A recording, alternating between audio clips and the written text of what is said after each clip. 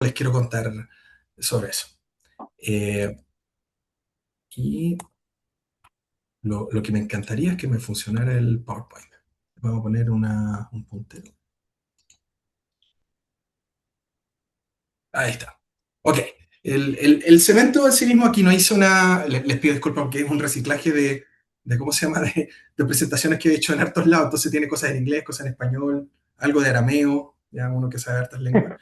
Entonces, tenemos el cemento o el concreto. Me retan cuando digo concreto, porque concrete es en inglés, pero el hormigón está compuesto de arena, de cemento, de polvo de cemento, el clinker molido, digamos, que es el que se hidrata con el agua, que es el otro elemento.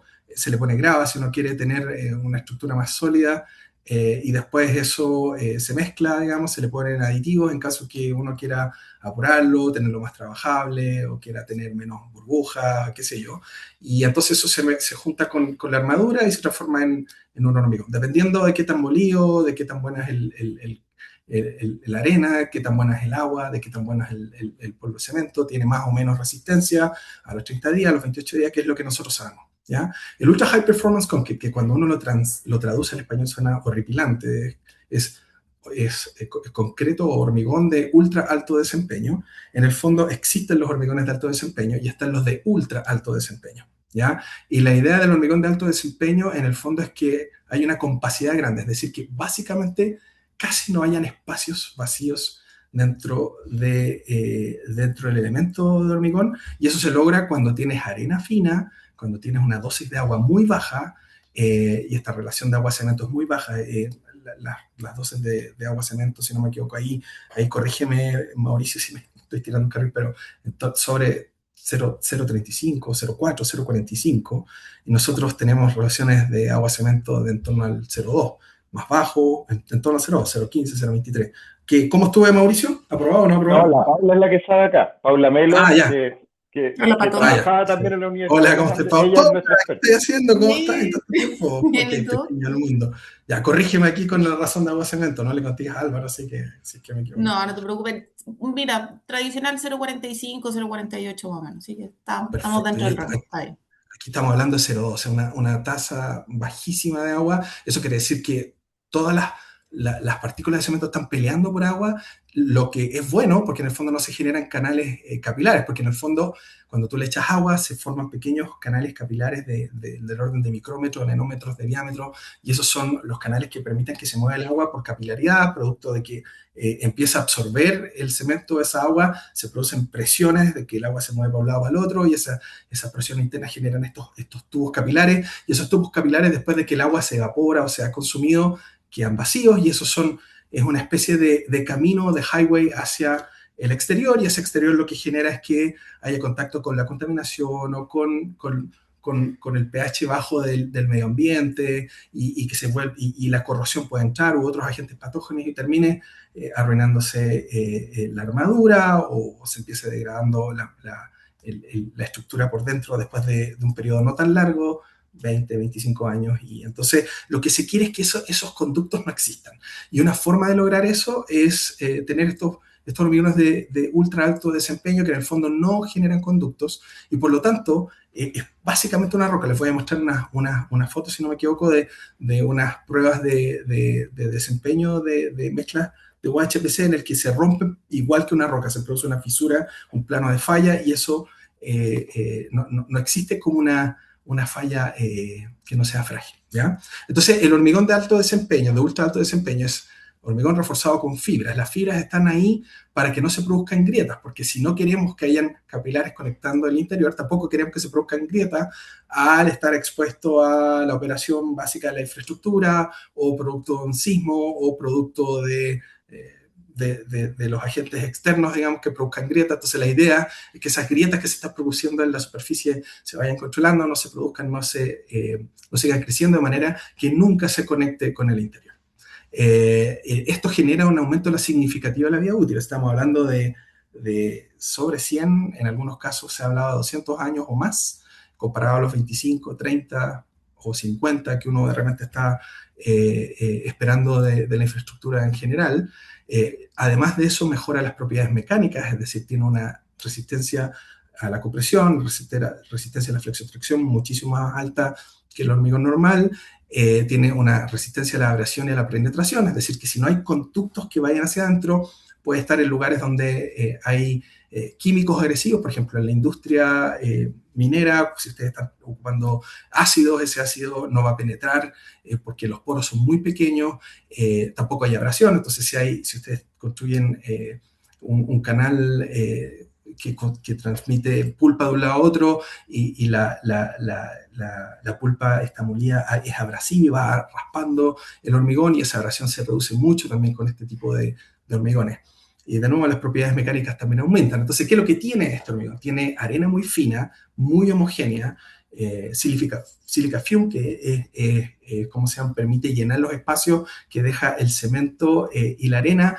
El cemento es de muy buena calidad, también es muy fino, va con estas fibras metálicas que evitan que se produzcan grietas, el agua que es en baja cantidad y otros químicos que permiten moverlo porque como tiene tan poca agua es muy poco trabajable, entonces se le usan modificadores de viscosidad o algún tipo de aditivo que permita trabajarlo y ponerlo vertirlo en el moldaje.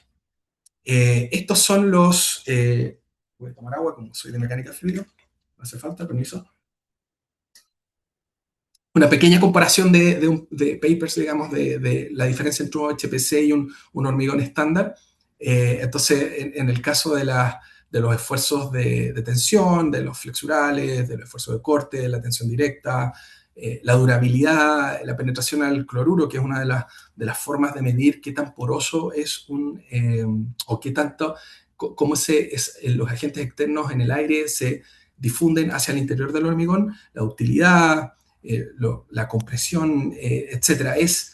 Las diferencias son gigantescas. ¿Ya? Y un poco acá se muestra, este es el comportamiento de un hormigón normal, cuando uno revisa los esfuerzos de tensión y la deformación del hormigón, y aquí puede ver que el hormigón falla mucho antes, en cambio los hormigones de tipo UHPC duran muchísimo precisamente porque las fibras generan una especie de, la palabra es horripilante, pero se llama puenteo, se llama bridging en inglés, en la grieta. Entonces cuando se produce una grieta, la fibra que tiene resistencia a la tracción, no hacia el hormigón, permite que esa microfibra no siga expandiéndose y por lo tanto el control de esas fibras evita que este hormigón que estaba diseñado para tener baja porosidad, efectivamente en el proceso de operación o durante el tiempo, siga manteniendo esa baja porosidad. ¿Ya? El problema es que uno le echa fibras, la mezcla, hace una mezcla de hormigón, le pones las fibras adentro y lo viertes en el moldaje y dependiendo cómo lo viertes y cómo lo mezclaste, cómo son las fibras, qué tan largas,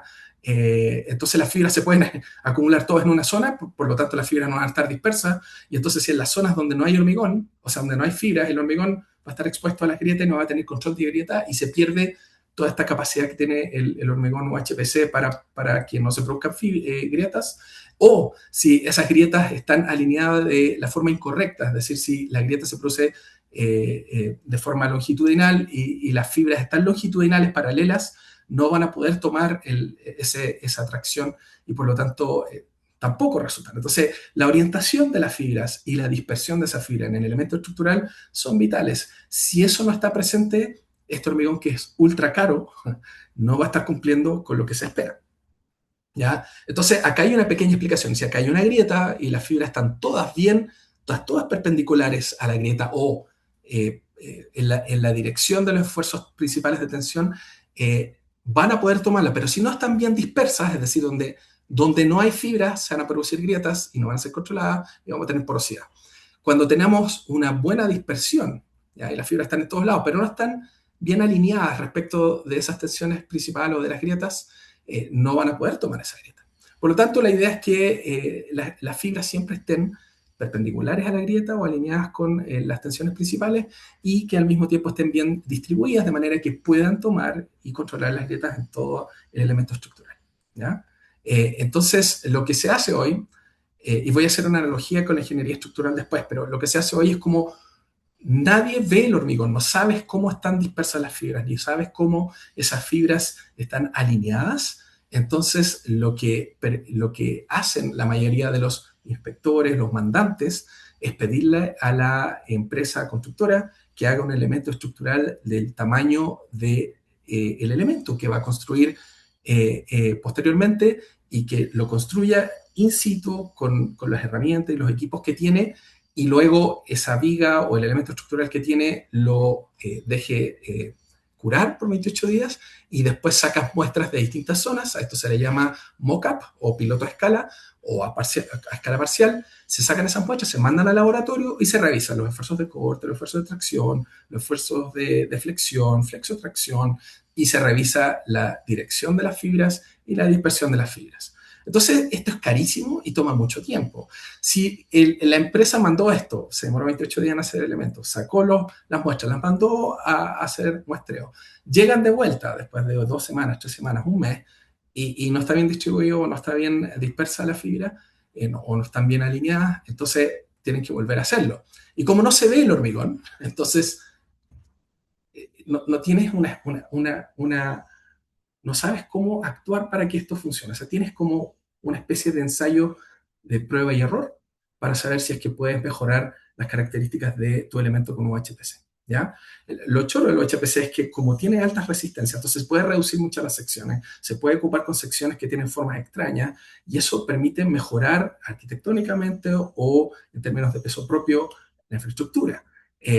O cuando vas a hacer retrofitting, o vas a hacer el upgrade de un elemento estructural que ya existe, y vas a sacar o mejorar algunos de los elementos que hay para que tenga más resistencia o para que dure más tiempo, y puedes hacer esto con un HPC, entonces se pierde toda esa capacidad. Y entonces la analogía que yo quiero hacer con la ingeniería civil estructural es que cuando un ingeniero civil va a diseñar un edificio, él hace sus cálculos y se lo presenta al mandante, y el mandante no va y le dice: quiero que construyas la viga que me dijiste, o el pilar que me calculaste, o las fundaciones, y las vamos a mandar a un laboratorio, y vamos a probar si es que efectivamente cumple con los requisitos que tú me dices que va a tener cuando esté construido el edificio, la infraestructura o la estructura que tú me estás diseñando. Entonces, lo que hacen los estructurales, ocupan software conocido, SAP, elementos finitos, qué sé yo, ETAPS, y los tipos hacen la simulación, y después de eso se lo muestran al mandante, el mandante la revisa, hay un revisor sísmico y les dice si efectivamente cumple o no cumple, y después los tipos van y construyen.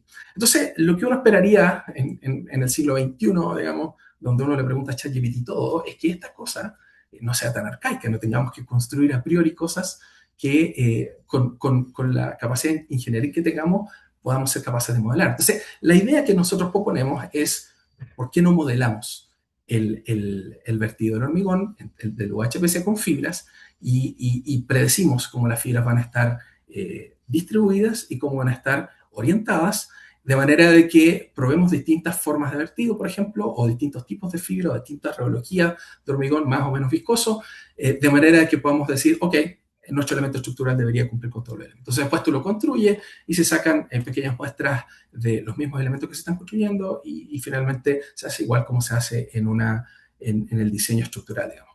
Entonces, la idea de predecir con modelación computacional es que es mucho, uno puede entender el comportamiento dinámico de las fibras, tiene un bajo costo en términos del dinero que tiene que invertir la empresa, el tiempo que tiene que invertir la empresa en construir estos elementos, los recursos que tiene que proveer, en los tiempos entre que va y vuelve, y si se equivoca puede volver a tratar, digamos. Pero el problema de los modelos computacionales es que tienen que estar validados. Los ETAPS, ¿cómo se llama? SAP 2000 está validado.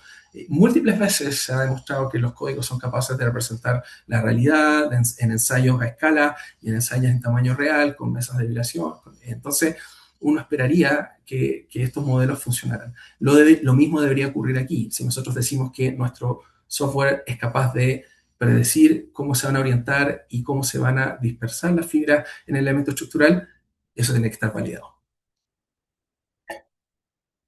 ¿Vale? Y entonces, el proyecto, en el fondo, el objetivo principal del proyecto es evaluar el impacto de los parámetros claves en la orientación y dispersión de fibras, entender cómo es la reología, o tener distintas reologías de hormigón fresco, y ver cómo esa reología más o menos viscosa, con un esfuerzo de corte umbral mayor o menor, afectan el ordenamiento y el alineamiento de las fibras, el método de colocación, hay que poner 45 grados la canaleta o en 50 grados, hay que diseñar un sistema de colocación distinto, hay que qué tipo de concentración de fibra es el óptimo. Resulta que el acero es carísimo y en muchos casos en el elemento estructural, cuando nosotros ponemos un 2% por volumen, es decir, del volumen total del elemento estructural, el 2% corresponde a fibras distribuidas en él, el costo de esa fibra es de alrededor del 25-30% del costo total del elemento estructural. Entonces, si tú puedes disminuir la cantidad de fibras, porque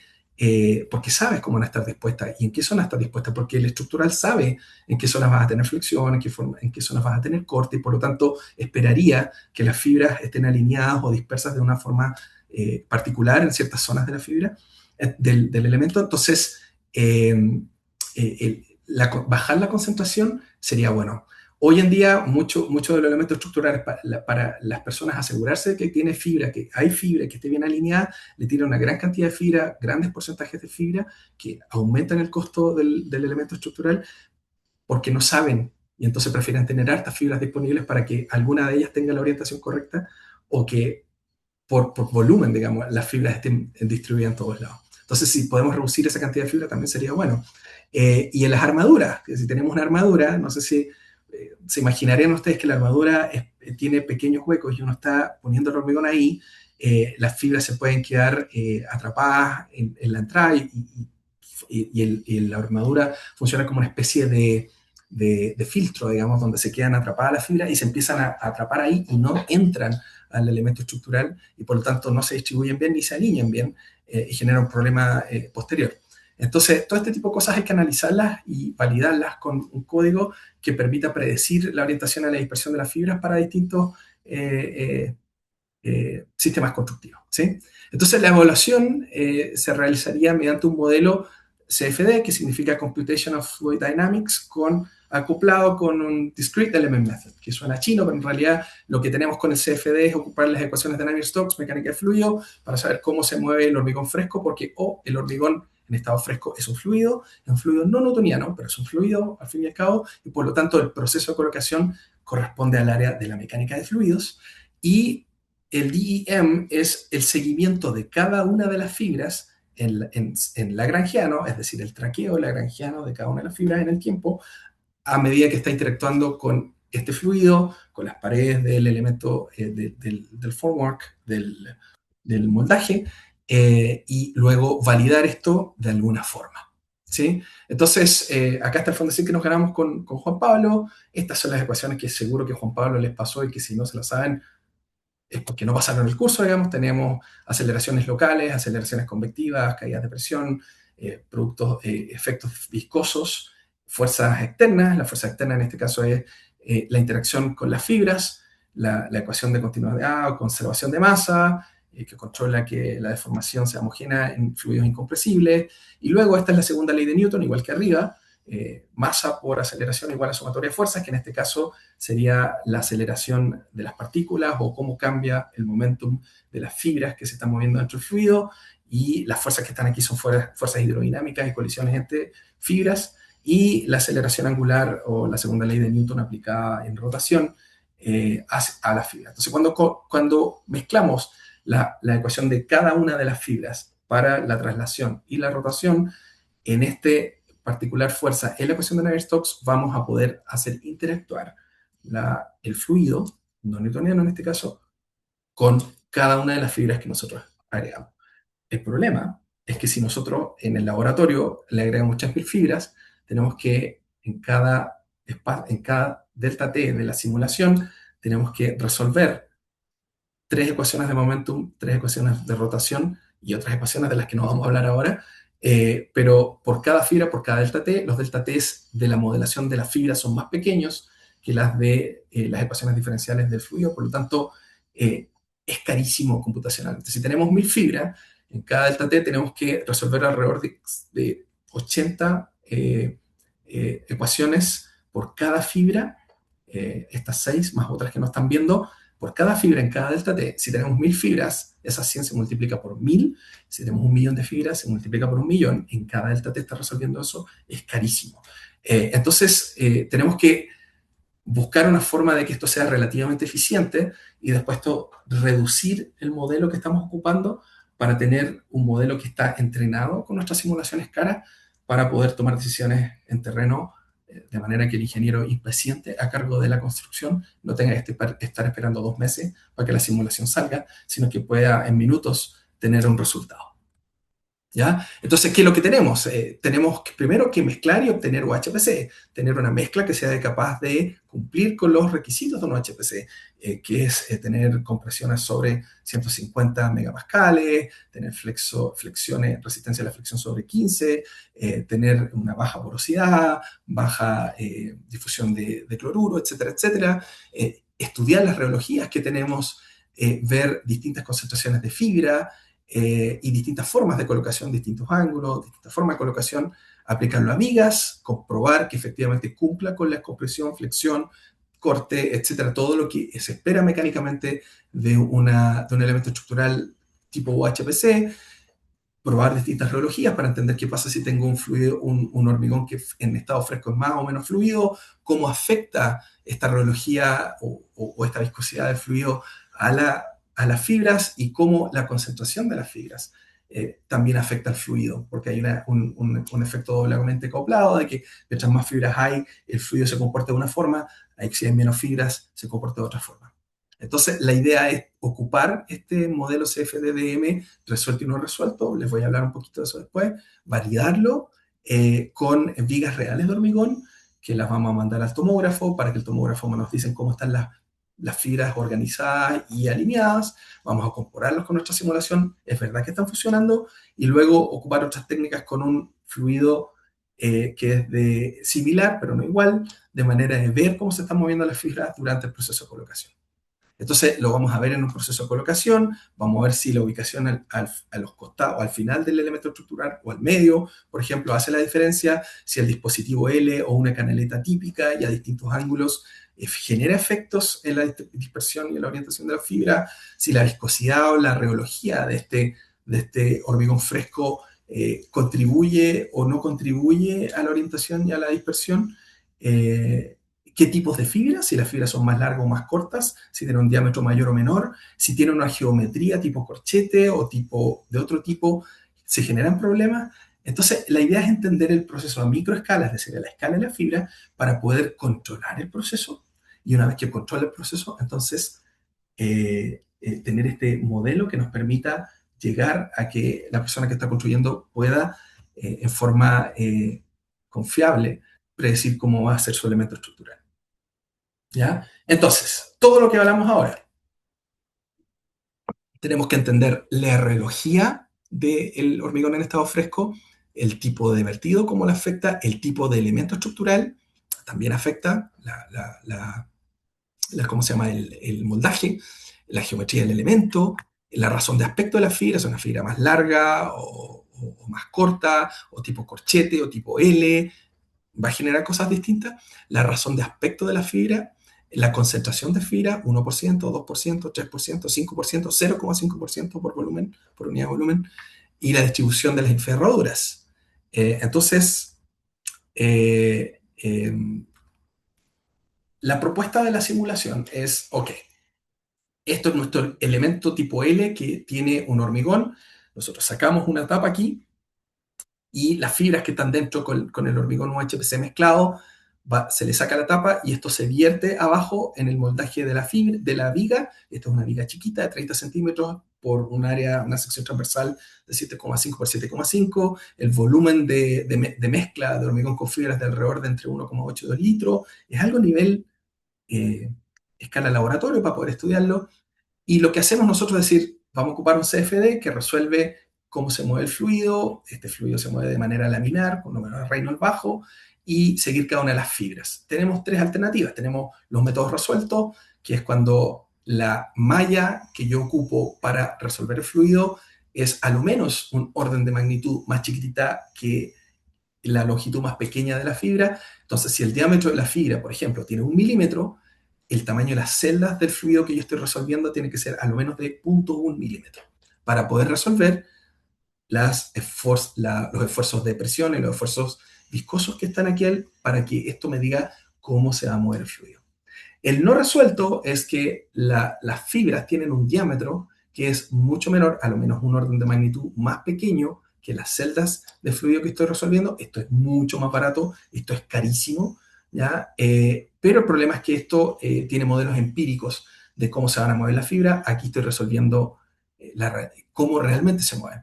Y hay modelos semoempíricos que tienen de los dos elementos. Nosotros vamos a ocupar esto para sacar modelos a partir de este modelo que nos permita tener modelos más rápidos, que son no resueltos, y con eso proponer un modelo CFDDM.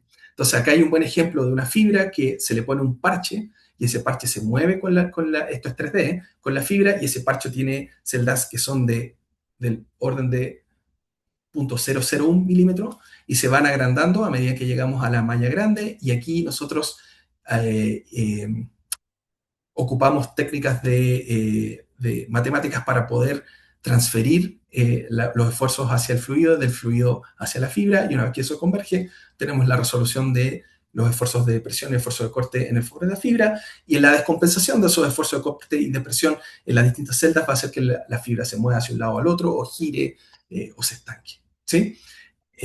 Los modelos resueltos tienen las fibras mucho más grandes que las celdas. Entonces, la ventaja de esto es que las celdas van a ir dándole a la fibra distintos esfuerzos con este modelo empírico que vamos a sacar de acá, y van a poder acoplar la fibra con el fluido, ¿ya? Si no los tengo lo suficientemente aburridos, acá tenemos una fibra, y eso es de lo que estoy hablando, ¿ya? Siempre en 3D, ¿ya? Ahora, nuestro modelo que estamos ocupando Fluent, podemos ocupar OpenFOAM, que es el modelo que resuelve la mecánica de fluido, el CFD, ocupa esto que Juan Pablo también le tiene que haber pasado en la segunda o tercera clase, que es la reología del fluido. Es un fluido newtoniano. Si un fluido newtoniano quiere decir que las deformaciones del fluido, es decir, los gradientes de velocidad multiplicados por la viscosidad del fluido, se cambian linealmente con una pendiente de mu respecto de los esfuerzos de corte que yo le estoy aplicando, ¿ya? Lamentablemente, aquí estamos hablando de modelos tipo Bingham para los HPC. La mayoría de los hormigones se mueve de forma Bingham, es decir, que existe un esfuerzo corte umbral. Si yo aplico una fuerza que es menor que el esfuerzo corte umbral, ese fluido no se mueve. Un buen ejemplo es si yo pongo hormigón en una canaleta y la inclino en 1%, el fluido no se va a mover porque el esfuerzo de corte del peso propio del fluido que está inclinado, esa fuerza de gravedad, ese porcentaje de la fuerza de gravedad en la dirección del fluido, no es suficiente, entonces tengo que inclinarlo mucho más, y cuando lo inclino lo suficiente, el peso del fluido en esa dirección va a estar siendo lo suficientemente grande como para que se mueva, y a eso se le llama un fluido Bingham. Entonces, es decir, sobre un esfuerzo de corte se empieza a mover, empieza a haber deformación, y esa deformación luego de ese esfuerzo de corte es lineal, ¿ya? El hormigón, el UHPC fresco se mueve en este tipo, pero el fluido que estamos ocupando, que es viscoso, pero que es transparente, tiene una forma no lineal, es decir, tiene un esfuerzo de corte umbral, pero se deforma de manera, o reacciona de manera no lineal, es decir, se va volviendo cada vez menos resistente a medida que yo aumento el esfuerzo de corte. Esta es una ecuación tipo Herschel-Buckley. Si nosotros tenemos un esfuerzo de corte que es menor que el esfuerzo de corte umbral, cero deformación. Si el esfuerzo de corte que yo estoy aplicando al hormigón en estado fresco es mayor que ese esfuerzo de corte umbral, se mueve de esta forma. El esfuerzo de corte umbral más la viscosidad más el gradiente de la velocidad, ¿ya? En nuestro caso, nosotros tomamos las distintas mezclas de hormigón, les metemos un reómetro, y el reómetro nos da datos, hacemos una regresión lineal y obtenemos la ecuación de Herschel-Buckley, que puede ser tipo Bingham o tipo no lineal, dependiendo del n que está aquí. Si el n es igual a 1 es Bingham, si el n es mayor a 1 o menor a 1, tenemos Herschel-Buckley, y podemos poner nuestras fibras, ocupar nuestras ecuaciones y simular esto. Aquí los colores tienen que ver con los ángulos que tienen las fibras. Entonces, aquí está suelto la tapa del elemento de vertido, de casting, digamos.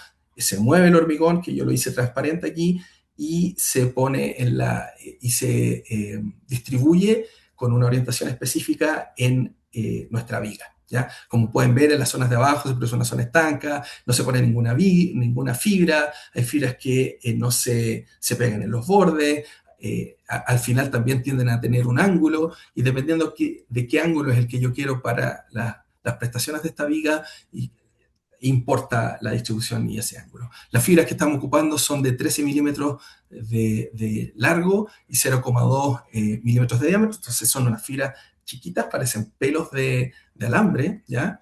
Y una vez que tenemos en nuestras simulaciones, vamos al laboratorio, probamos un sistema de vertido tipo L, donde se destapa esto y pasa por una zona vertical, luego las fibras se alinean por esta zona, la zona baja, la L, y tienden a salir en forma horizontal hacia la viga, o ocupamos la típica canaleta, que es la que ocupa el camión, mixer, digamos, donde abre la compuerta y sale el hormigón en esta canaleta tipo open channel, digamos. La viga que estamos ocupando es de 30 por 7,5 por 7,5. Las primeras muestras que hicimos son de 0,05% de fibras y 0,1% de fibras, que son alrededor de 2.500 y 5.000 fibras, más o menos, que no es nada, pero nos ha costado un mundo identificarla y después les voy a contar sobre esos temas. El primer set de test que hicimos tienen estos esfuerzos de corte umbral, ocupamos la L y este shoot, digamos, o canaleta con los distintos porcentajes de fibra. Luego tomamos la viga y la llevamos al tomógrafo acá en la clínica de Aguande. Le sacamos una tomografía tiene un dispositivo que saca rayos X, se mueve en 360 y saca rayos X en 2D. Luego, la distancia entre los rayos X en 2D o estos planos de rayos X es de alrededor de 1 milímetro. Entonces, el código lo que hace es interpolar entre un 2D y otro 2D, y con eso tenemos una reconstrucción 3D de la viga de hormigón. Y con distintas técnicas digitales lo que hacemos es limpiamos la intensidad, porque la forma en que el rayo X afecta al hormigón es distinta a la que afecta al acero, por tener distintas densidades, distintas conformaciones, y entonces nosotros podemos recuperar una parte importante de esas fibras, en torno al 40 al 60% de las fibras que hay dentro del hormigón, y podemos ver dónde están, qué ángulo tienen, y con eso estudiar el coeficiente de orientación y el coeficiente de dispersión. ¿Sí? Y con el coeficiente de dispersión, y esto apareció de nuevo, con el coeficiente de dispersión y orientación, estas son las vigas, los resultados de las vigas que tenemos, podemos calcular, por ejemplo, los ángulos en una dirección y en otra dirección, y compararlas con, esto es el UHPC, y compararlo con lo que nos sale a nosotros en la simulación. Y si nosotros nos acercamos a un 90, 95, 93% de la distribución, al histograma de ángulos en distintas zonas, podríamos estar tranquilos de que nuestro software está funcionando, ¿ya? Pero estamos hablando de una caja negra, ¿sí? Porque en el fondo nosotros tenemos aquí el elemento de vertido, digamos, la canaleta o la L, tenemos la viga, pero la vertimos, le pusimos una mezcla, le pusimos una concentración de fibra, la ponemos acá, tenemos la viga, y no sabemos nada más, la llevamos al tomógrafo, y sacamos la distribución y la orientación de fibra. Y nuestro software lo que hace es predecir cómo la fibra interactúa cuando va bajando por la L, cómo se mueve por la zona baja, cómo llega a la viga, cómo se mueven. Entonces, cuando tú validas solamente con la foto final de la viga, no estás validando la dinámica del movimiento del hormigón fresco con las fibras en el proceso de vertido hasta que llega al moldaje, sino que sacas una foto final, ¿ya? Y esa caja negra a nosotros nos hace tiritar el ojo porque no estamos seguros si es coincidencia. Y lo otro es que si no sabemos cómo interactúa cada una de las partes del proceso de vertido, ¿cómo vamos a hacer cambios en el proceso de vertido? Estando seguros de que esos cambios nos van a ayudar a reducir la velocidad angular, aumentar la velocidad angular, mantener una orientación o potenciar cierta dispersión, si no sabemos lo que ocurre adentro. Entonces, para eso ocupamos un fluido que nos permita ver el movimiento de las fibras, porque el hormigón, lamentablemente, hoy no nos deja ver las fibras en el proceso de vertido, pero si nosotros cambiamos el hormigón por un gel, como el Carbopol, que se parece, por ejemplo, a la silicona, que es transparente, que es viscoso, que no es newtoniano, no tiene la misma densidad del hormigón, ni tampoco tiene la misma viscosidad del hormigón, pero sí tiene un comportamiento no newtoniano del tipo Herschel-Buckley, en este caso no Bingham, pero Herschel-Buckley con un n del alrededor del 0,66, y entonces el comportamiento es similar. Si nosotros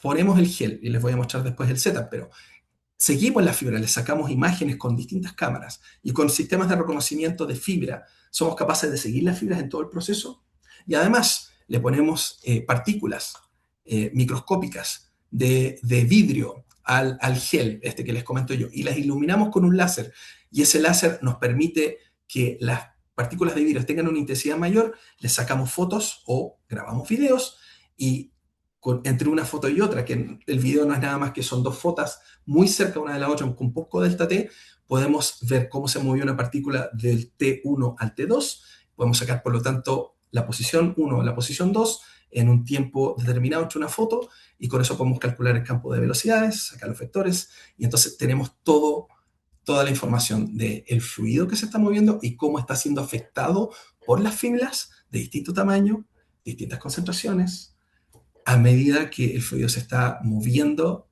en el proceso de vertido y estamos viendo cómo esas fibras se están moviendo. Entonces, entendemos cuando esas fibras tienen una mayor velocidad angular o menor velocidad angular, si esa velocidad angular mayor la queremos o no lo queremos, si los gradientes de velocidad del fluido están afectando o no a las fibras, y entonces desde esa manera podemos entender qué es lo que pasa a pequeña escala y con eso podemos diseñar sistemas de vertido con estos conocimientos que nos permitan mejorar la dispersión y la orientación de las fibras. Acá hay un buen ejemplo. Esto es la parte de abajo de la L, entonces yo saco el tapón, el fluido se empieza a mover lentamente, a medida que se mueve va moviendo las fibras, y esas fibras nosotros las vamos siguiendo, y sabemos el centroide, sabemos la velocidad de traslación, y sabemos dónde están las puntas, y conociendo las puntas y el centroide, podemos sacar la velocidad angular en cada espacio de tiempo, y podemos ver qué es lo que pasa. Este es el setup, entonces aquí tenemos LED que iluminan cuando queremos seguir las fibras y tenemos un setup de láser que no lo tengo aquí, pero que iluminan un plano cuando queremos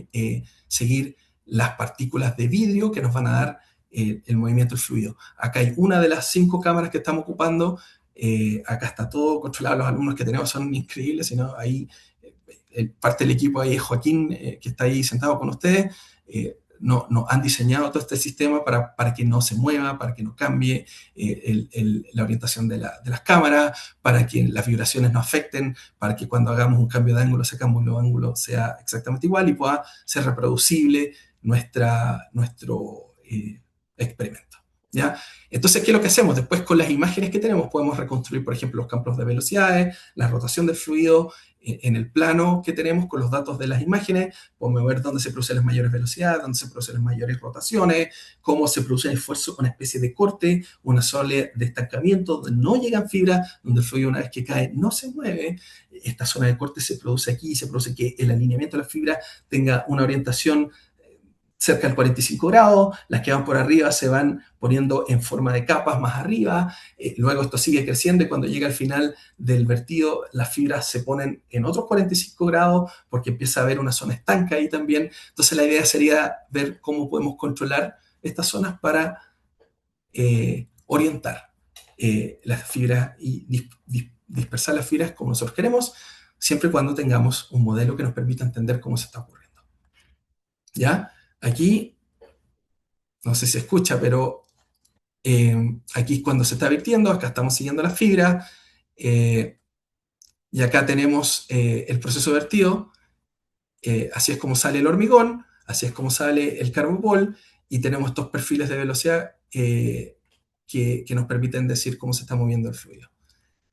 Luego podemos sacar una sección, una polilínea, y ver cómo es el perfil de velocidad de la simulación versus el perfil de velocidad del fluido que estamos probando para poder calibrar nuestra simulación y calibrarla de manera de que los factores de fricción, las deformaciones, la tasa de deformación, las viscosidades que le estamos poniendo, todas esas cosas matemáticas que le estamos ingresando como input al software, vayan en la dirección correcta.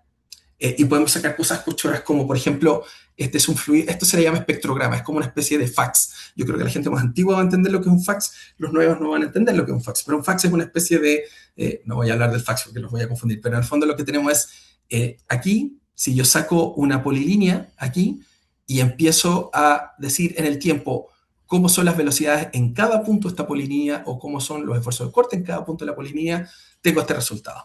Entonces lo que nos está diciendo esto, por ejemplo, acá tenemos los esfuerzos de corte.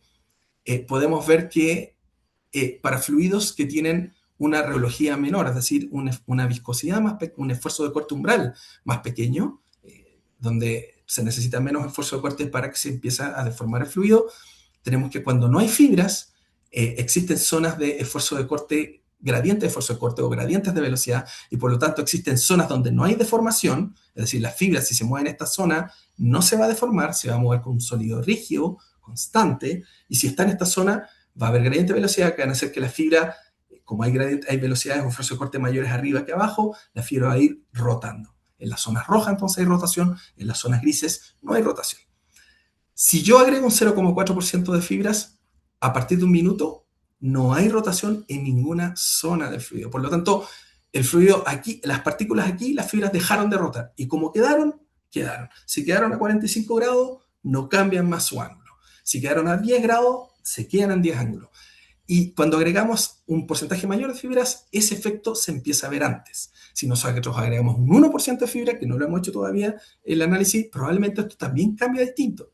Cuando tenemos un fluido que tiene un esfuerzo de corte mayor, pero una viscosidad similar, ese efecto no es tan grande de las fibras, porque el fluido tiene un esfuerzo de corte que es tan importante como la inercia de las fibras, y por lo tanto la deformación del fluido sigue estando presente en la zona intermedia. Tenemos una zona plug o de no deformación, pero si se fijan con 0, 0,4 y 0,8% de fibras por peso, se parece bastante el efecto. ¿Qué pasa si aumentamos? ¿En qué minuto del aumento de la concentración cuando llegamos a un 1%, un 2%, un 1,5%? ¿Este efecto cambia? Entonces, este tipo de cosas son interesantes para poder entender qué es lo que ocurre y poder controlar el vertido en el proceso de construcción para que nosotros tengamos o orientemos las fibras y dispersamos las fibras de la forma en la que queremos. ¿Qué es lo que significa que hay un efecto plug? Este es el eje de simetría. Aquí está el eje de simetría. El esfuerzo corte entonces se produce cuando hay grandes gradientes de velocidad. A medida que los gradientes empiezan a disminuir hasta el punto en que no hay gradientes de velocidad, a esta se le llama zona plug o zona de no deformación. Y en esta zona de formación las partículas se van a mantener en la misma posición, no se van a mover como un sólido rígido, es decir, la fibra se va a mover en el mismo ángulo a medida que se traslada de un punto a otro, porque no hay gradientes de velocidad y esos gradientes de velocidad no imponen esfuerzos de corte distintos en las puntas de la fibra y por lo tanto esa fibra no va a rotar. En cambio, cuando hay gradientes de velocidad, sí va a rotar. Entonces la pregunta es, ¿en qué zonas queremos gradientes? ¿En qué zonas no queremos gradientes? Para poder obligar a las fibras a que tengan el ángulo que nosotros queremos. Si queremos que al principio de la viga tenga ángulos de 45, porque en esa zona los esfuerzos de corte provocan grietas de 45 grados, con este tipo de conocimiento podemos generar o diseñar un dispositivo vertido con una radiología determinada, con una concentración determinada de fibras que se muevan para que en esa zona particular las fibras tengan 45 grados. No sé si se entiende la idea. Entonces, luego, para que eso ocurra, entonces nosotros queremos entender cómo ocurren estos esfuerzos de corte y el software nos da eso. El software nos dice qué es lo que pasa en cada punto del espacio, nos va a decir qué velocidad hay y por lo tanto cuál es el gradiente de velocidad local y cómo ese gradiente de velocidad local es afectado por las fibras, si esa fibra es más grande o más pequeña, o si la concentración de las fibras es mayor o menor, o si la velocidad del vertido es mayor o menor, o si el ángulo de vertido es distinto, o si la rheología o la viscosidad o el esfuerzo de corte umbral de esa viscosidad o de esa rheología es mayor o menor, qué es lo que pasa localmente, para poder entender qué es lo que ocurre con este software y poder entender cómo es la interacción entre estas fibras y este hormigón fresco. Entonces, tenemos campos o heat maps o campos de calor, heat map, un mapa de calor de la velocidad de las fibras con menos fibra, más fibra, más fibra, más fibra y concentraciones mayores de fibra. Podemos ver que en la zona de vertido, acá es donde se producen las velocidades angulares grandes y las velocidades de traslación grandes. Cuando tú provocas estas esquinas o estos cambios, generas que las fibras se alineen en una orientación determinada. Entonces, si jugamos con estos cambios de velocidad y con las concentraciones de la fibra, podemos también orientar la fibra en el sentido y la alineación que nosotros queremos. ¿Qué sigue? Entonces, la idea es mejorar la malla del fluido, ¿cierto, Joaquín? Son dolores de cabeza esto, para que los elementos de fluido, si yo sigo reduciendo la malla, esa malla siga dando el mismo resultado, entonces el tamaño de la malla es independiente del resultado. Esa independencia maya entonces nos permite agregar las fibras y validar entonces el fluido con el hormigón sin fibras y con el carbopol sin fibras, para los dos casos y para distintas geologías. Luego, aumentar o agregar las fibras, acoplar el código de fluidos con el código de fibras, de manera que las fibras afectan al fluido, así como el fluido afecta a las fibras, de manera que esté representando bien la realidad. Analizar la dispersión y la orientación de fibras en cada parte del proceso vertido y entender cuándo las fibras rotan, a qué esfuerzos de cortes podemos lograr rotaciones, qué grado de rotación, a qué tasa de rotación es posible rotar esas fibras para poder controlar el proceso en cada uno de esos tiempos. Entender la importancia de la rheología, es decir, si queremos lograr esto, tenemos que tener un fluido más o menos viscoso y por lo tanto poner más o menos, ¿cómo se llama?, aditivos que cambien la rheología del fluido. Eh, ¿Queremos más o menos concentración de fibras? Si agregamos más o menos fibras, si agregamos fibras con una razón de aspecto, es decir, que sean más largas o más cortas. ¿Qué tipo de vertido tenemos que tener para controlar? ¿Está bien con el cambio en mixer? ¿Necesitamos un chute especial? ¿Necesitamos una L especial? ¿Necesitamos algo robótico que vaya generando capas? ¿Ya? Y esa es la idea. Por el momento estamos ocupando, son las empresas que nos han ayudado, pero aquí ESS, que es el distribuidor de ANSYS en Chile, la clínica de los Andes, que nos cobra barato en Colmena para meter las vigas en la tomografía, la Universidad de los Andes, y aquí debería haber ido la UNAV, se me olvidó, así que Juan Pablo me va a retar después, y Joaquín también, pero aquí va la UNAV, no sé por qué no salió el logo, ¿ya? Así que eso. Yo no sé si hay preguntas, no sé si me demoré mucho, les pido disculpas. Bien, gracias Patricio por tu interesante presentación. Damos espacio para rondas de preguntas. Mientras haces la ronda de preguntas, yo quería dejar dos ideas de lo que tú presentaste. No sé si lo mencionaste, pero si nos puedes contar también un poco el tema de los costos, porque hay hartos equipos que son hechos en casa. Si te puedes referir un poco al costo de implementación, a la parte como experimental. Y lo otro que me surge es el tema de la segmentación, ¿ya? Porque típicamente cuando saca estas muestras hay harto de postprocesamiento. Y uno pensaría ahora que con inteligencia artificial van a surgir una serie de herramientas que te permitan de alguna manera automatizar el proceso de segmentar. Sí, ya, vamos a la primera. Hay una, ¿cómo llamarlo? Hay un término que a mí me gusta mucho que se llama scarcity en inglés. Los gringos tienen palabras para todas porque le venden la pomada a todos. Entonces, el scarcity significa escasez. Y resulta que cuando nosotros hacemos este tipo de investigación, estamos en el fondo compitiendo con investigación con universidades que tienen millones de dólares para cada uno de los proyectos y nosotros no tenemos millones de dólares. Pero sí tenemos una capacidad increíble de hacer ingeniería. Y aquí yo quiero poner el énfasis en que la ingeniería es diseñar, la ingeniería es resolver problemas, la ingeniería va más allá de la planilla Excel, la ingeniería es, tengo pocos recursos, cómo con esos recursos llego a obtener mi objetivo final, siendo razonable y poniendo los pies en la tierra de cuál es mi objetivo final. Hacer el PID, que es este seguimiento de partículas con cámaras de alta velocidad, y hacer un postproceso que nos permita entender los campos de velocidad en un fluido transparente, un equipo de esos, black box, es decir, te pasan una cámara y te pasan un software cerrado, cuesta alrededor de $100.000. Es decir, con el dólar hoy en día, alrededor de 90 millones de pesos. ¿Ya? Si seguimos en guerra con Irán, a lo mejor 80 millones de pesos.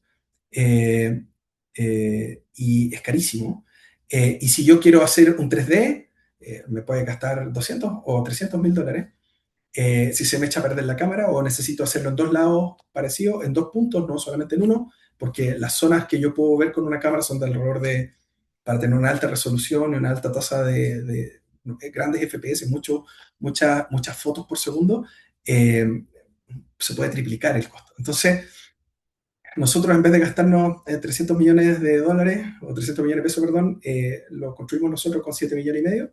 Los 3 millones y medio, primero 3 millones y medio de pesos nos salieron las cosas mal y los otros 3 millones y medio nos salió y con eso hemos sido capaces de crear tecnología nuestra. Eso significa de nuevo, la ingeniería no es unilateral, ¿no? Los obras civiles no deberían trabajar solo con los obras civiles y los eléctricos con los eléctricos. Esto es porque trabajamos los de computación, con los de eléctrica, con los de física, con los de matemáticas, con los que trabajan en imágenes, con los que trabajan en dispositivos, en hardware, es decir, con cámaras, porque así yo no tengo que gastar 20 millones de pesos en una cámara de alta resolución, compramos un lente, compramos nosotros los circuitos o compramos una cámara semi-hecha y nosotros cambiamos los códigos, vemos qué es lo que pasa y mejoramos los dispositivos.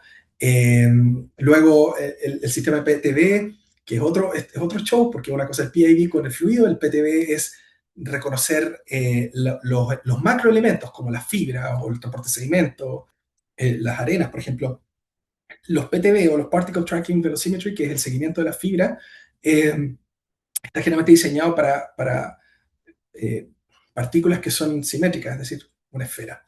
Seguir una fibra no es trivial porque las fibras no se comportan como fibras siempre cuando uno la está viendo en 2D. Cuando uno lo ve en 2D, la fibra, si está moviéndose alineada con el plano, se ve como fibra inclinada o no inclinada, que ya es una complicación. Pero si la fibra rota en 3D, puedo ver un punto o puedo ver un diámetro o puedo ver una fibra que mide mucho menos en diagonal. Entonces, hacer eso es difícil. Entonces, lo que hacemos es mezclar física para poder reconocer cosas, ocupar matemática para poder aumentar, por ejemplo, la intensidad de luz en elementos, en macroelementos o en partículas de vidrio, y con eso segmentar e identificar un elemento, de nuevo con matemática, y luego desde una foto u otra con matemática, entender que esa fibra se movió y identificarla y decir, esta es la fibra que se movió X, Y Z, y la punta se movió X, Y, Z, con eso calcular la trayectoria, la localización, la velocidad angular y la velocidad de traslación, y eso también lo hicimos in-house. Entonces también, luego de que tenemos un algoritmo que es capaz de hacer eso, entonces nosotros pintamos con la manito, así con un software, con el mouse, pintamos las fibras y hacemos 100 fibras, 50 fibras, 25 fibras con distintas velocidades, y estamos mucho rato haciendo eso, y después con un software de inteligencia artificial lo entrenamos, que están disponibles en Python y en MATLAB, y lo entrenamos con estas pinturas y llegamos a tasas de segmentación. Segmentación significa reconocimiento de lo que sea que estemos buscando, en este caso la fibra, de alrededor del 20%. Entonces somos capaces de reconocer entre el 20 y el 15% de las fibras que pasan, y con eso más o menos tenemos una idea de lo que está ocurriendo. Ahí aplicamos la noción esta de cuando uno usa una encuesta, no encuesta a los 14 millones de votantes, uno encuesta a un N que sea representativo, y ahí entonces empieza a aparecer la estadística, esa estadística que uno cuando está estudiando en la universidad la pesca poco, pero es vital para tomar decisiones. Entonces ocupáis un N que sea representativo de toda la muestra, y con eso dices lo que está ocurriendo en esta 20%, 15% de fibra, o en este 20, 15% de zona es equivalente o es representativo de lo que está ocurriendo en el todo. Entonces, con poca plata hemos logrado hacer esto. Ya tenemos 6 cámaras funcionando. En vez de gastar con cámaras que nos vendían al principio de 20, 30, 50 millones de pesos, ocupamos cámaras de 500 lucas, que sigue siendo caro, con software que armamos nosotros mismos, y eso nos ha permitido hacer investigación en el scarcity, en esta falta de recursos, que nos permite llegar a esto. La ventaja del scarcity, la ventaja de no tener nada y quererlo todo, es que en el fondo sabes cómo funciona el software, sabes cómo funciona la cámara, sabes cómo funciona el código de segmentación, sabes las limitaciones de tu software de toma de fotos. Entonces, cuando haces el upgrade a una cámara mejor o una toma mejor o al nuevo diseño experimento, sabes exactamente lo que estás haciendo. Cuando tú compras un software hecho, te soportas sobre lo que está en el software. Y lo que pasa cuando lo típico es que el software me dio esto, pero no sé lo que está haciendo el software por adentro. Mira, el software me dice que la viga se va a romper.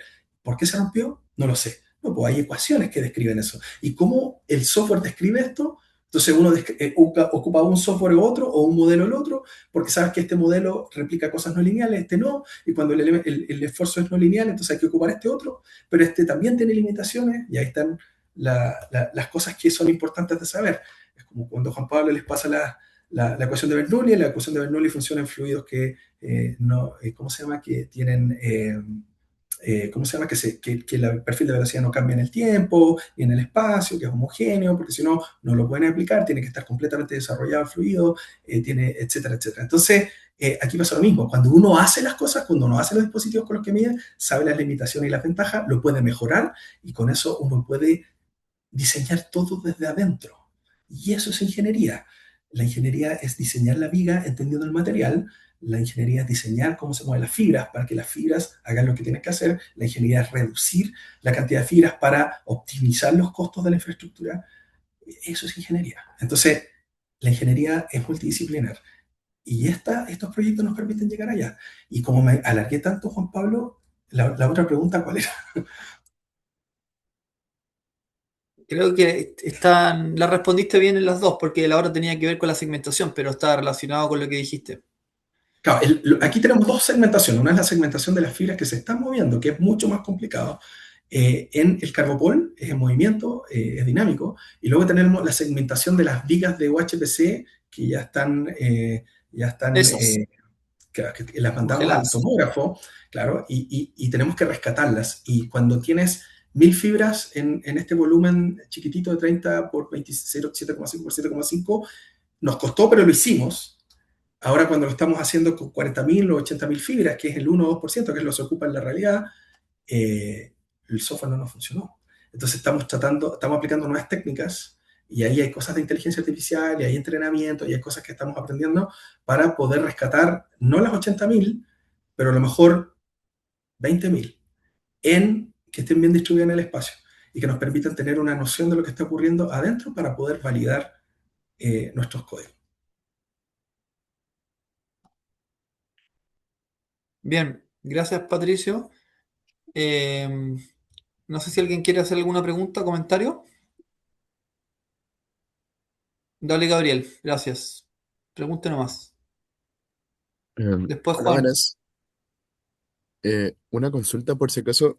eh, Al momento de eh, vertir las fibras dentro del hormigón, no se pensó, por ejemplo, en poner estos como aparatos que hacen como un escáner de rayos X a elementos de hormigón como para identificar dónde están estos como elementos de acero. Es decir, por ejemplo, no sé, pues tipo, no sé si que quería explayarme mejor, pero creo que no se ve. No, pero se entendió perfecto, Gabriel. Perfecto, perfecto. Sí, lo hemos pensado.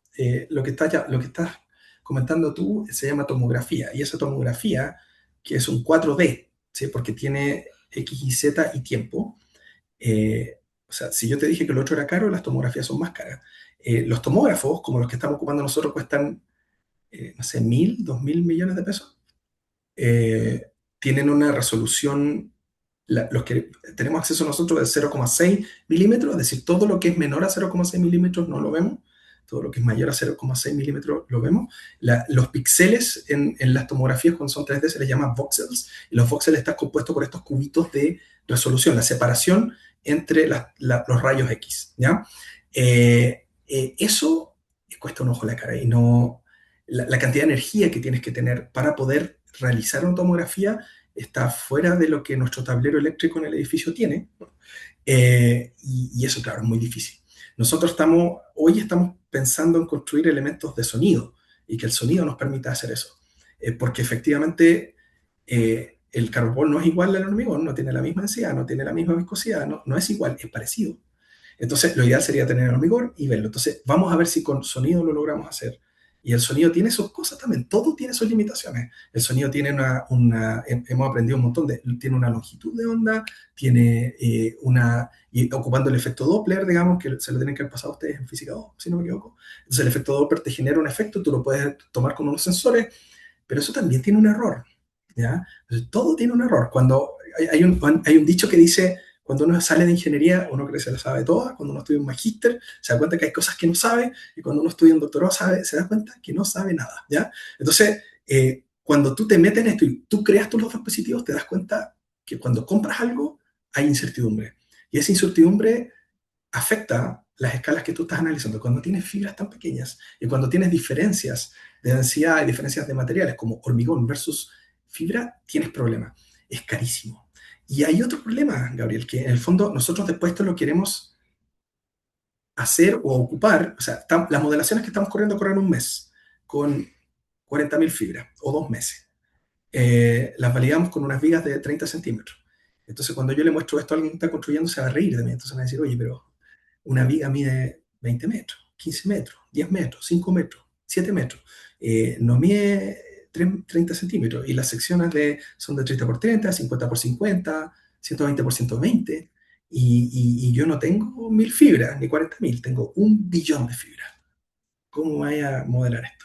Eh, entonces, lo que nosotros tenemos que hacer es ocupar la matemática para poder resolver esto, entrenar modelos, porque resulta que la inteligencia artificial es matemática, es álgebra lineal, es uso de matrices, es reducción de variables que te permitan controlar aquellas variables que representan el 95% del problema y con esas nuevas matrices reproducir lo mismo que somos capaces de reproducir en el código. Entonces ocupamos códigos pesados y duros en pequeñas secciones.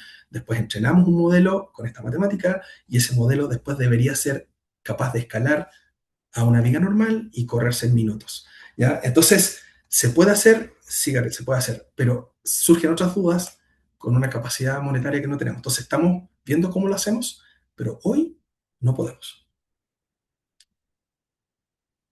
Gracias, Patricio. Juan Medina tenía otra pregunta para ti. Bueno, primero que nada, muchas gracias por la presentación, estuvo bastante buena, la verdad. Patricio, quería hacerte una consulta que parcialmente le respondiste anteriormente con la pregunta del Gabriel, pero está relacionado al tema de escalabilidad en cuanto al modelo que tienen ahora en laboratorio con respecto a lo que uno esperaría en cuanto a distribuciones en una viga de dimensiones reales, porque hay factores como, por ejemplo, el efecto que podría tener a lo mejor los muros, la cercanía que tienen con 7,5 comparado con tal vez 20 centímetros. No sé si han estudiado, me imagino que lo han estudiado, pero no sé si tienen algún tipo de resultado con respecto a eso, porque me parecería un poco interesante ver ese tipo de cosas desde el punto de vista de distribución.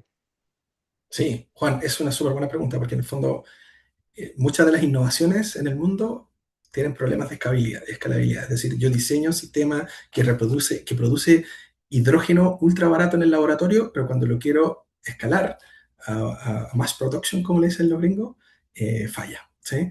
Porque no hay conexión, no hay cosas que no estoy viendo a gran escala. Entonces, en la mecánica fluida, en el último capítulo, ¿cierto, Juan Pablo, del curso, hay una materia que se llama análisis de similitud y de escala, y se ocupan estos modelos, se ocupa Bingham y tú sacas modelos adimensionales, ¿sí? Entonces la idea de esto es que nosotros podamos adimensionalizar nuestro problema y poder decir esto que ocurre aquí debería ocurrir al otro lado. Una vez que tengas esto, tú diseñas un experimento que lo escalas a una escala que en las dimensiones no te afecten cosas como la capilaridad y cosas de ese tipo que no existen en las escalas grandes, y con eso puedes tener una explicación del fenómeno más o menos similar o muy parecida a la realidad, donde tú controlas los fenómenos más importantes que tú quieras reproducir. Y esa es lo mismo que hace la inteligencia artificial. Toma las cosas más importantes, igual que la escala, y lo escala a lo que sea que tenga que escalar. Entonces, sí, es algo que tenemos ahí. Y efectivamente, o sea, si tú estás a 30 centímetros de la pared en un fluido laminar, probablemente el perfil de velocidad llega de una forma distinta de lo que llega a los 2 centímetros. Entonces, por hoy, queremos validar que somos capaces de reproducir esto. Una vez que somos capaces de reproducir esto, vamos a ir por lo que sigue. En inglés se llama baby steps. Vamos a dar pasos de niño, porque cuando uno quiere hacerlo todo, tiene que ir lento. Como dicen los chinos, dicen chuan li, chuan chuan. No, no, eso es mentira, yo no soy chino. Los chinos dicen, vamos lentos porque estamos apurados, ¿sí? Entonces hay que ir lento para llegar rápido. Gracias, Patricio. Joaquín tiene otra pregunta para ti. Nada, más que pregunta porque si no pueden ser usar mi contra con una presentación, así que no. No, no va a ser una pregunta. Corrijo, No, va a ser usado en tu contra. No. no, más que nada como comentario de agradecer la presentación, también como la corporación al equipo de investigación. Es como un comentario más que nada en general y pienso que es algo súper interesante en sí el tema, la investigación y la innovación en realidad de, del hormigón es como, me acuerdo cuando leía papers acerca de esto, es como reinventar la rueda, entre comillas, pero ahora aplicando eh, unas pequeñas fibras que uno no alcanza a dimensionar el impacto que tiene en la resistencia, llegando a 200 megapascales, y son unas fibras, como bien mencionó, un pelito básicamente. Eh, claro, ahí, exactamente. Estoy buscando la esfera, creo que tengo fotos de la esfera. Dale nomás, Joaquín. Y nada, pues agradecer también al profesor Patricio Moreno, obviamente, Juan Pablo y al equipo de la Aguantes por ser parte de o incorporar a Andrés Bello en este proyecto. Así que Mira, yo quería hacer un comentario, que esto en realidad esto lo hacen los alumnos, ¿ah? No lo hace uno. Uno tiene ideas y los alumnos lo llevan a cabo. Eh, y cuando uno hace estas cosas, empieza a tomarle el valor a los cursos, esas cajitas que aparecen en la malla, que uno dice, "Ah, con el 395 estoy", y resulta que son reútiles después, po. Entonces, entender álgebra, entender qué es lo que es una ecuación diferencial, qué es lo que es una condición de borde, qué es lo que es el hormigón, cómo está el material construido, y si soy estructural debería entender el hormigón, porque si no entiendo el hormigón, ¿qué estoy diseñando? Y resulta que cuando uno mira los países desarrollados, los países que cambian el mundo, los países que te venden las tecnologías, son los países que hacen esto, no los que venden fruta, digamos. O sea, la fruta es espectacular, no estoy diciendo eso, pero incluso los países que venden fruta cambian el ADN para lograr cosas mejor. Entonces, la ingeniería es el motor de la economía en un país, y el motor de la economía en un país son los ingenieros, y los ingenieros están compuestos por las nuevas generaciones, y las nuevas generaciones deberían estar pensando en esto constantemente, porque es la ingeniería la que permite llevar al país a lograr estas cosas. Entonces, y son ustedes, aunque ustedes no lo crean, los que logran esto, no somos nosotros, porque uno está ocupado, uno parece ejecutivo de banco, uno va y le dice al alumno, ¿por qué no lograste esto? Pero en el fondo es el alumno el que lo logra. ¿Ya? Esto que está aquí está todo logrado por Joaquín y el resto del equipo, no son los profesores.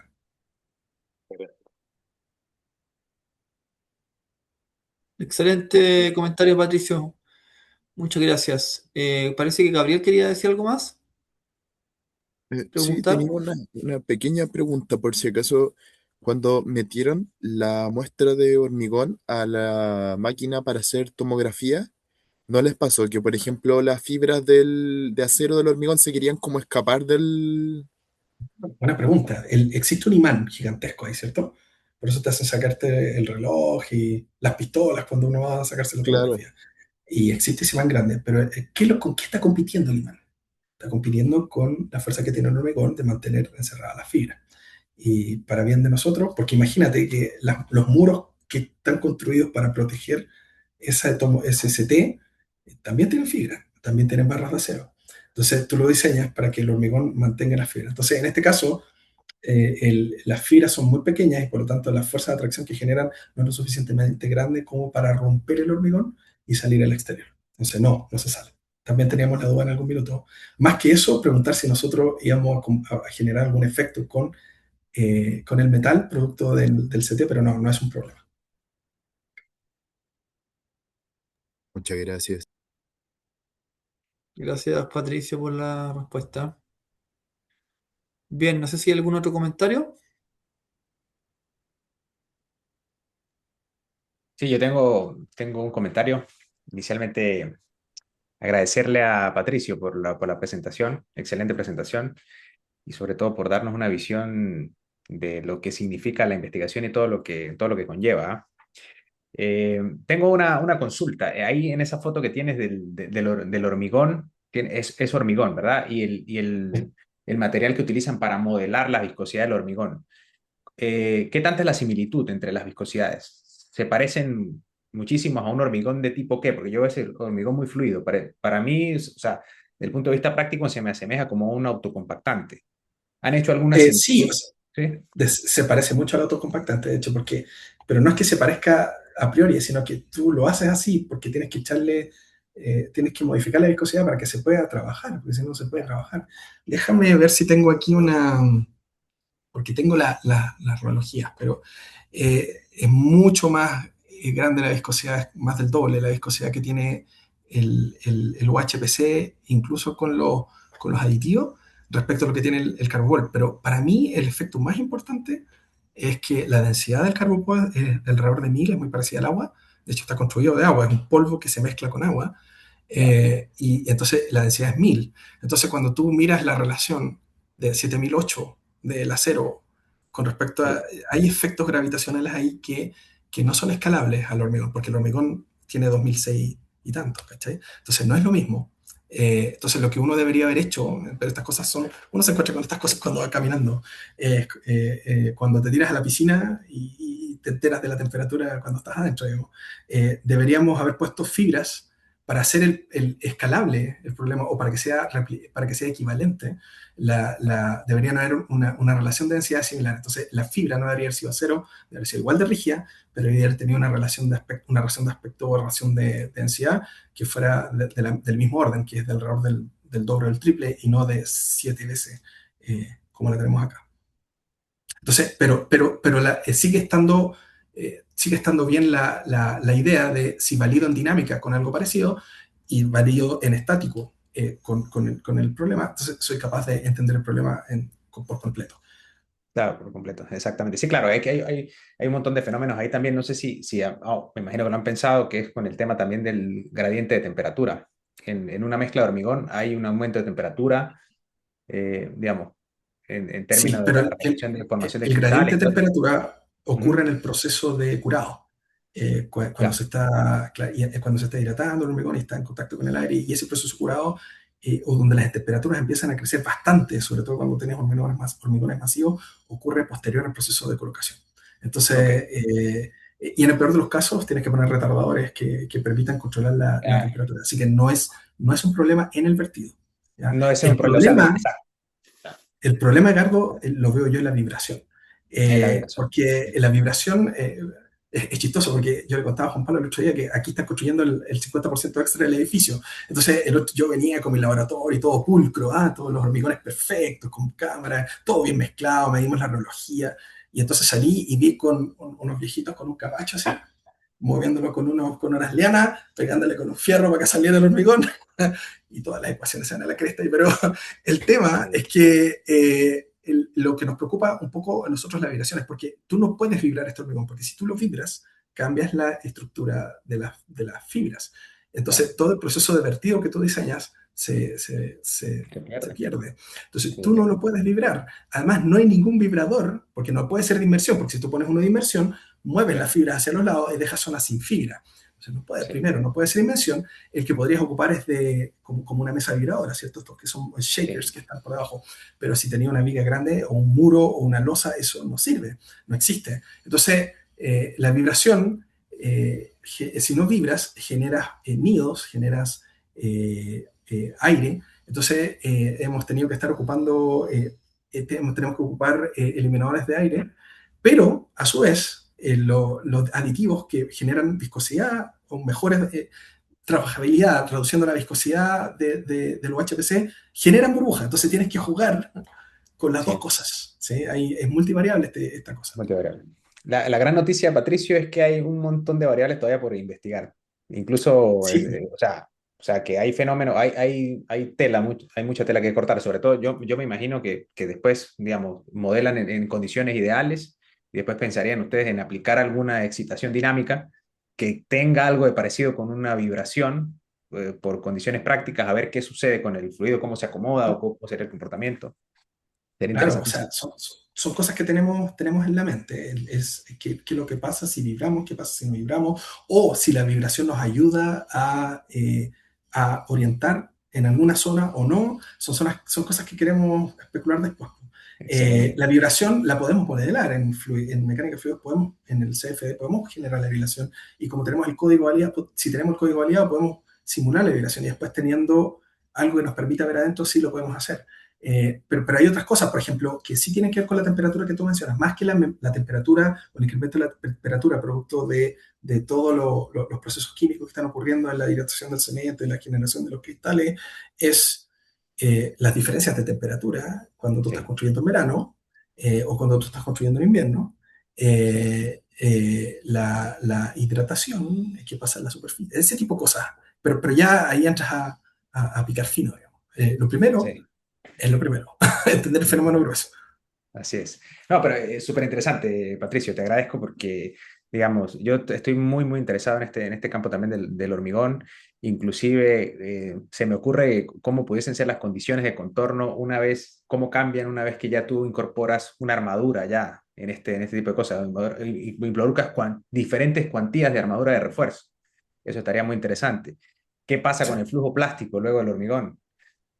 Dependiendo del perfil de acomodamiento de las fibras. Eso está súper interesante de pensar. Entonces, Pero eso es parte de lo ojalá que podamos queremos ver conversar algún nosotros. día. De hecho, no, feliz. Si nosotros, yo voy para allá cuando Juan Pablo me invita, a veces me invita, no, pero cuando voy, me invita, yo voy.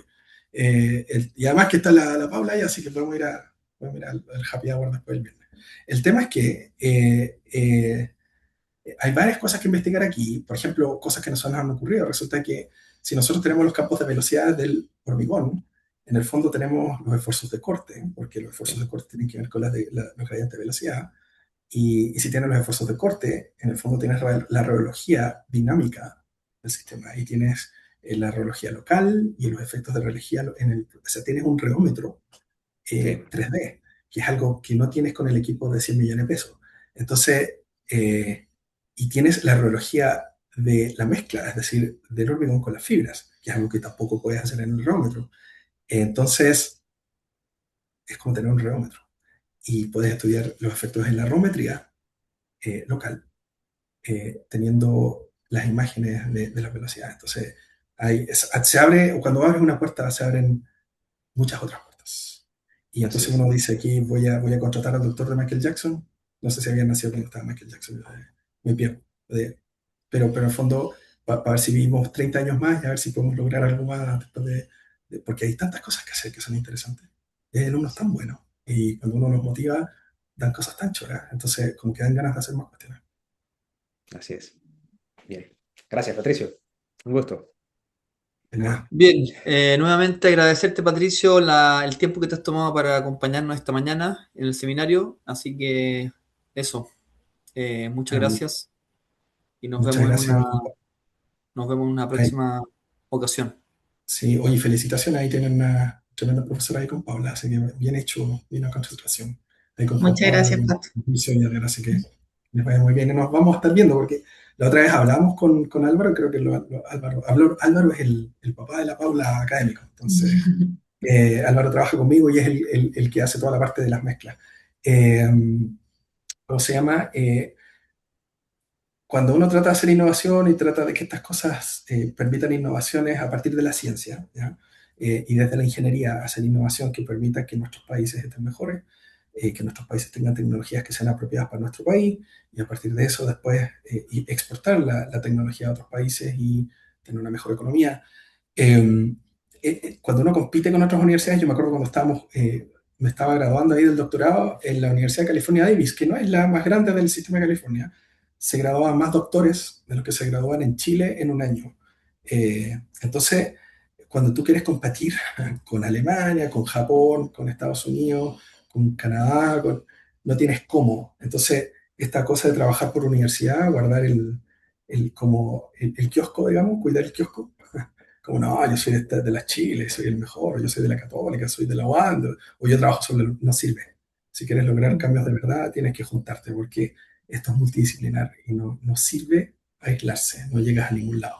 Entonces, el trabajo entre universidades, que los alumnos se conozcan de otros lados, con los potenciales que tienen las distintas instituciones, las distintas mallas, las orientaciones que tienen, permiten llegar más lejos.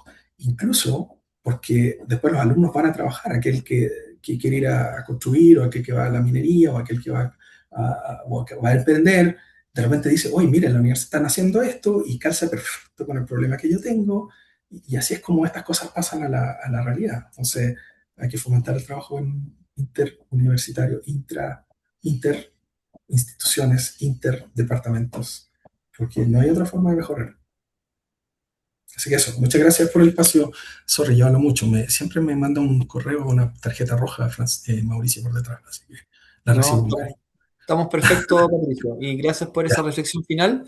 Y ahora sí, nos despedimos y nos encontramos en el próximo seminario. Próxima semana. muchas Así gracias a que todos. muchas gracias a Abrazo, todos Joaquín, por que estén bien, la nos vemos participación. pronto. Chao, Gracias, chao. Patricio. Chao, Gracias, Nos Juan vemos. Pablo. gracias. Chao, Paula. Chao, Chao, Mauricio. Chao, Juan chao, Pablo. chao, Pato, Chao. gracias.